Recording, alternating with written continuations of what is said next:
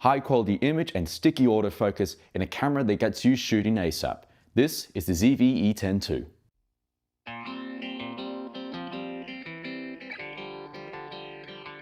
So the design of this camera is a fairly lightweight design camera. It weighs 292 grams, so fairly portable and easy to travel around with, unless of course you're attaching a heavier lens. Otherwise, it's a great camera to travel with. Very easy to navigate with all the buttons here. A lot of automated fidgets do have their own designated button on this camera, so that's great to have. You do have a very angled flip screen here, which has touch functions on it as well. And something else that's interesting to note about this camera specifically is it does have a vertical display.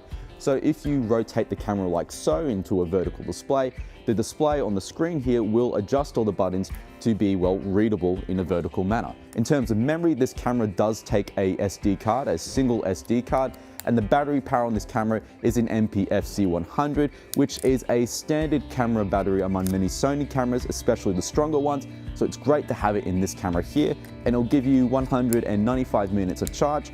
But if for whatever reason this battery runs dead or you don't have enough, you do also have USB-C powering, which you can plug in here and power the camera directly via USB-C port. Another great thing about the USB-C port is it also makes it much quicker to transfer photos from this camera to any other devices you might have. So all in all, it's a great design build on this camera. Very portable, very easy to travel around with. And in terms of the build itself, it does feel very sturdy as well. So image quality. Now the sensor in this camera is a 27 megapixel APS-C CMOS XMOS sensor, which means it's going to work great in low light situations and has pretty good noise reduction. All in all, the quality of the 27 megapixels will give you a lot to work with. Now in terms of video quality, this camera is pretty bloody good considering its size at 4K 50p with a chroma subsampling of 422 at 10-bit.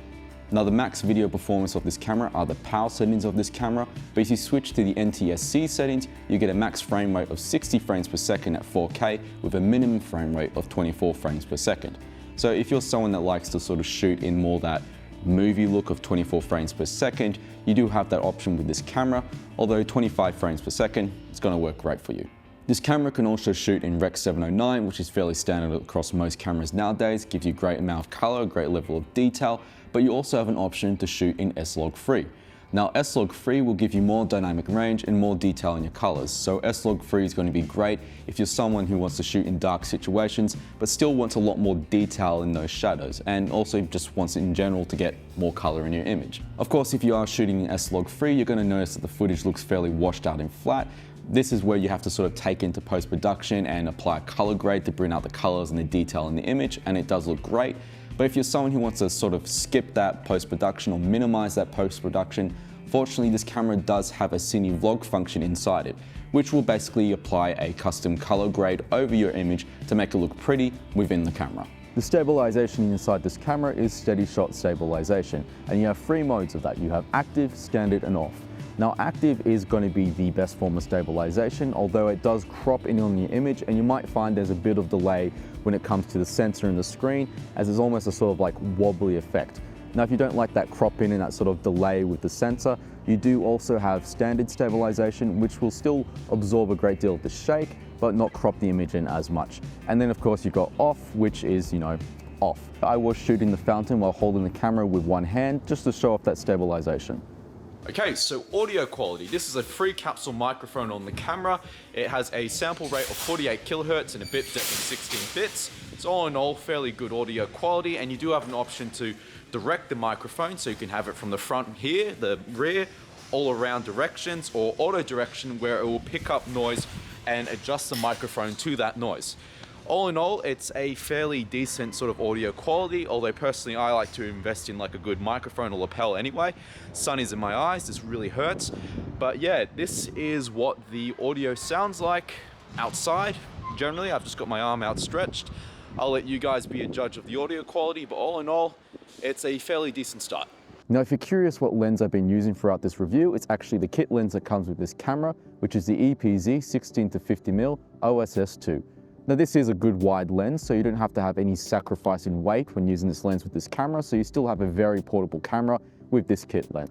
It's a 7-bladed aperture lens, which means it has fairly good bokeh. It also has image stabilization inside the lens and breathing compensation. All around it is a very good starter lens, 16 to 50mm. That'll give you a good range, so some very wide shots and some decent sort of mid shots.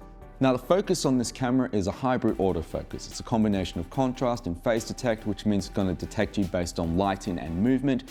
And of course you can adjust the autofocus speed within the settings from 1 to 7.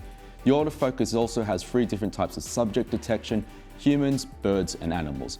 All in all, very sticky autofocus. It's very persistent, so I could be talking to you, autofocus is locked on my eye, and when I move my hand in front of it, the autofocus will persist with staying locked onto my face. This is a great amount of stickiness, and that sort of persistent autofocus is what I've come to expect from Sony cameras, and I'm happy to say it's in this camera as well. Of course, the stickiness can often work against you as a content creator, as if you have to hold a product up to camera or just something small in front of the camera. The autofocus will persist with staying focused on your face and not the object that's moving in front of it. But fortunately with this camera, they have worked around it with a product autofocus. Now what this basically is the camera will lock onto a product as opposed to your face. So say it's locked onto your face. If you, for whatever reason, move a product up in front of it, the autofocus will lock onto the product and favor the product. So you no longer have to do anything like, say, put your hand in front of your face and hold the product up just to sort of have the camera lock the autofocus onto, well, the product. You can just simply hold the product, not have to do any tricks, not have to move or wave the object about, simply hold it up to the camera, and the ZV-E10 II will lock onto it. Other features that you do have with this camera are fairly nifty. You have background defocus, which is a little button up here. You press this, it'll throw the focus out and put the focus on your subject that's all in focus. Of course, this background defocus does work better with lenses with lower apertures. So if you have an aperture of say 2, that background defocus is going to be a lot more effective and a lot more noticeable. Other features you have is you also do have the skin softening feature, which can be set to low, mid, high, or off. And this is going to be useful on days when you have, well, a bad skin day and you need to soften your skin a bit. And you do have 5 GHz Wi-Fi, which is going to be ideal if you want to shoot this camera for wireless streaming. So that's the ZV-E10 II, and final impressions is I wouldn't necessarily look at this camera as like a big production camera or say a wedding photography camera necessarily, but it is an amazing content creator camera, as it does have a lot of automated features that make it very easy to use and very quick to sort of set up. You don't have to throw on a whole bunch of gear with this camera. You can just basically pull it out as it is and it's ready to go. So with this camera, it's very much a camera for those of you who just want to cut right away to the content creation and don't want to have to be fiddling around with a whole bunch of camera settings. It is a great camera for that. Of course, it's going to have some limitations in comparison to higher end cameras, but really the benefit of this camera is that you can just, well, go right away with it. You can just press a button and you're ready to go, and you've got great autofocus, great imagery, and great colors.